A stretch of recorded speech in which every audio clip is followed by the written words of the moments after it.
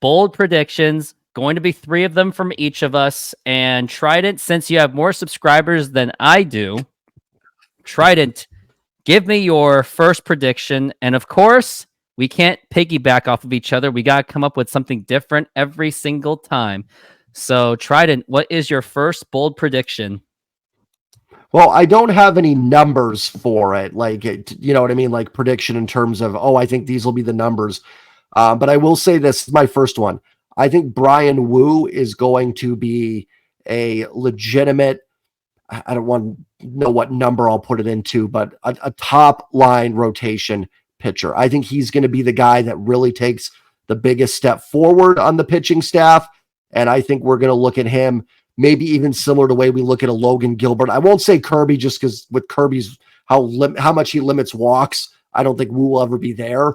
But I do think that Brian Wu is going to be, as long as he stays healthy, like all these guys, I do think that Brian Wu is going to have a really big season and be someone that we're going to look back and go, man, we wanted the Mariners to sign another pitcher. And I'm saying that's someone that has advocated that. So I'm not calling anybody out. I'm calling myself out. But I think we're going to look back like, man, thank God they did it, because Brian Wu is going to be a legitimate weapon. That's my first bold prediction. I don't have any numbers. I'm, mid 3s ERA and 180 innings. My first bold prediction is going to be Mitch Haniger has a healthy season. Now, everyone is not going to believe me whatsoever. I don't even believe in myself on this. But the reason why I think Mitch Haniger has a somewhat healthy season is because he's playing in a much more limited role. He'll probably play a lot more in the DH. He'll play more platooning, because the last time he was consistently injured was because he had a more consistent role. He was their everyday outfielder in his first time with the Mariners. In 2017, he was a regular. Through 2022, he was a regular, but he had a lot of injured seasons with the exception of 2018 and 2021, and they were both very good years, especially 2021.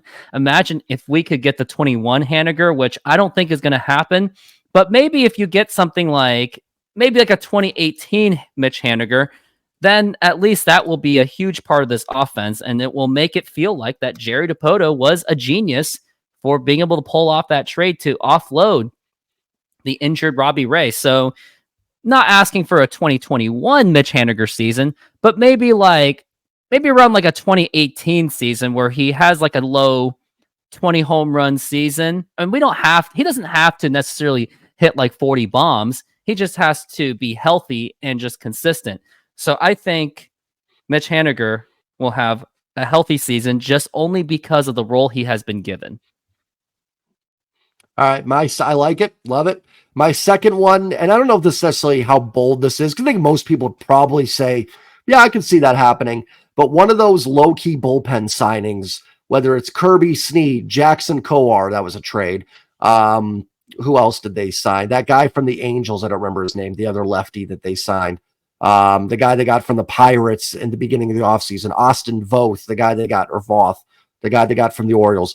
At least one or two of those guys is going to play a huge, huge role for the Mariners in 2024. Every year, the bullpen, remember in 22, we were like, oh man, you got Diego Castillo, Swanson, Penn Murphy, Matt Festa, like we're and then Munoz and Brash. Now Munoz, Brash, we know they'll be staples. Santos will be there as well.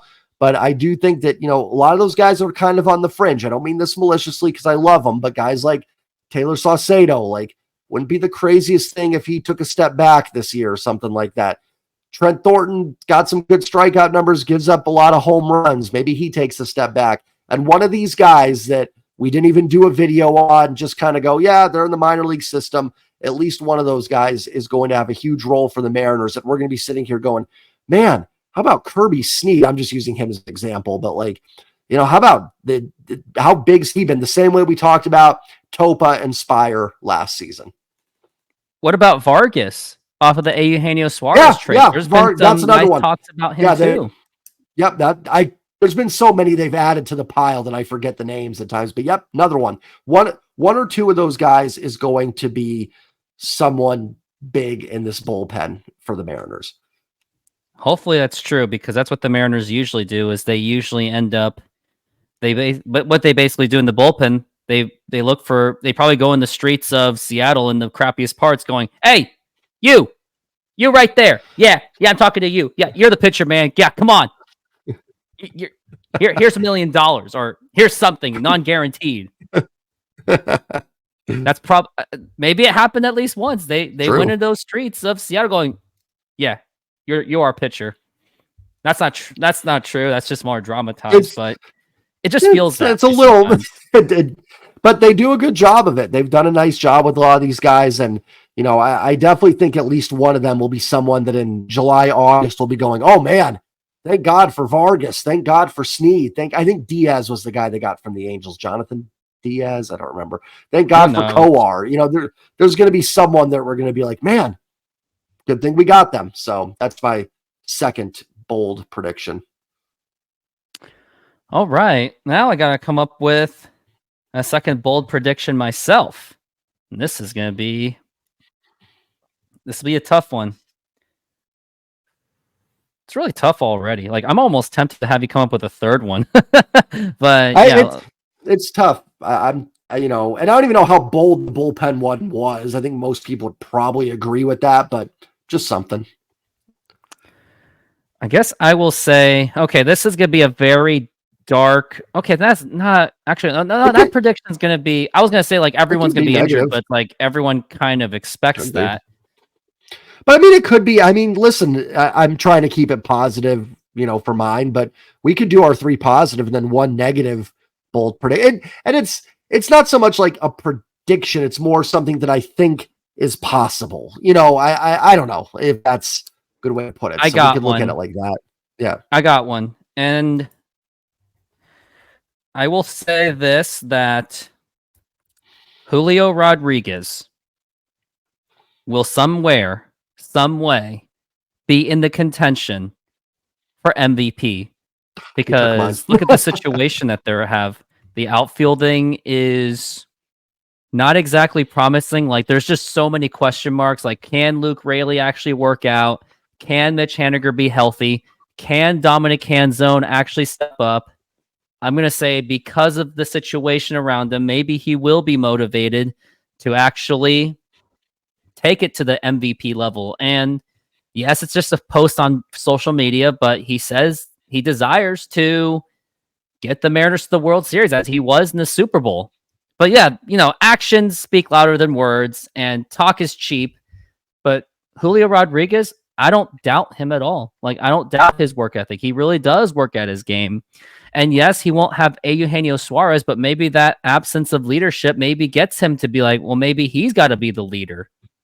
Because I don't see any of the other leaders on the team aside that we had from Eugenio Suarez. Maybe Mitch Haniger steps up. But that team is still very young.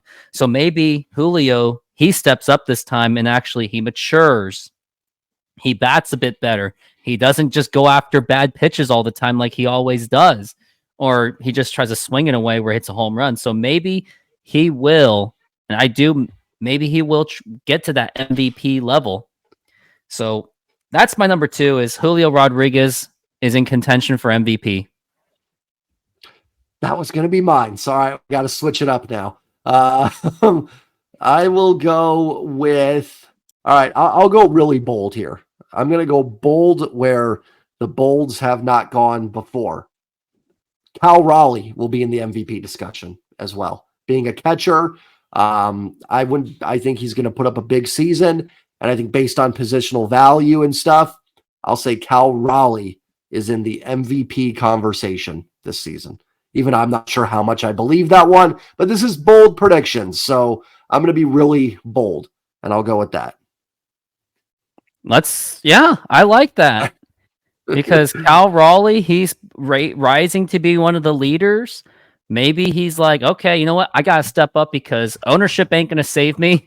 So I'm going to save this team myself. And yeah, he does have a great defense. Yeah, it feels like that he doesn't throw out but as many people as we think, but the numbers do say that he does throw out quite a bit. It only feels like he doesn't, just only because stealing bases has become much more easier because of that pitch clock. So I do like that prediction. And now my third one, and I do have it, and it did come out of my butt. Mariners win the division. I know it's crazy. I should have done that. I know it's crazy. It's a lot. It's very much out of my character to say that. But here's reasons why they may do it. So let's see why. The Texas Rangers, they literally had basically a perfect season. Aside from Jacob deGrom and Max Scherzer going down in injuries, they had the most perfect possible season where everyone achieved. Basically, everyone was healthy. You got Adolis Garcia being the hero, and although he went down in injury, it didn't matter because the Texas Rangers won. And also, the playoffs was a joke because all the top seeders went down, and all Texas was left was Arizona Diamondbacks. Yeah, great. And then Houston. We haven't heard anything about their young players going into the major leagues or any exciting prospects. Like, you don't hear anyone from Houston. And I don't even know if the Astros even have a top 100 prospect in their system right now. And I'm going to check right now and see if they do have anything for 2024. Like, when I searched it, there's nothing. Now, granted, they don't really know for 2024, but for the top 100, I don't even see Houston in that list at all. So they don't have any prospects in their top 100, while the Mariners do have a few. Now, Texas do have some good prospects themselves, and that's Evan Carter, but he's already played. But if Houston starts to age out, and if Texas doesn't have that perfect season, and if Angels somehow, like, I don't think anyone expects the Angels to do anything unless Anthony Rendon is magically healthy and Ron Washington can lead the team, or if the Oakland A's can somehow pull a money ball out of their butts again, like they did in 2011, or, well, granted, that was a good team anyway, or maybe they do pull it out of their butts. Who knows? But Mariners may have an open ticket to win the American League West Division. So I'm not saying it will happen. I do expect them at best to finish in the wild card or be somewhere in the 80s win team. Hopefully not the 70s, but I won't be surprised if that happens. But if everything goes the Mariners' way, including all the outside factors, maybe the Mariners sneak into the playoffs as an AL West Division champion. So that is my... Yeah. Those are my three predictions, or bold predictions, shall I say? I like it. I definitely think this team can win the division. Hey, listen, last year was not a success. I'm not going to claim it was. They did not make playoffs after a playoff season. That's not good. But at the end of the day, they were finished 2 games back in the division. This team was leading the division at some point in September, I think. Definitely through August. They were in first place. I mean, they were not. I think people do forget it because Texas went on the run, won the World Series. Houston got to the ALCS, so they were becoming farther removed from the Mariners, who didn't make it. But this team did not finish far behind these teams. It's not crazy. You could replay last season with all the, despite trading Sewald, despite Colton Wong being garbage, despite AJ Pollock not doing anything. You could replay. We could go back to 3 or 4 games, and every team can do this. And we could put the Mariners as division winners. Like, there was easily the Reds game that they were up 6-0 that they blew. The bases loaded, nobody out against the Angels, I think the next week, that they didn't win. You win those 2 games, and I don't know what the tiebreakers would have been. And they would have had it because they won the season series with the Astros. Again, Astros could do that too. They could go, well, we win these games and then we have more wins. So I usually hate doing that, but they were not far last year from winning this division. So they absolutely can. Or maybe if Canzone and Kelnick play a little bit more in their last 10-game stretch and not play the platoon game, maybe they could have squeaked it by. And all they needed was just that one stinking game out of all of them. You pick any of them, it would easily be fixed. But I don't know. But those are the predictions we've got. Where you said Brian Wu does maybe all-star level. Someone out of the bullpen becomes a flamethrower. Cal Raleigh MVP, and I said Julio MVP. Mitch Haniger has a healthy season.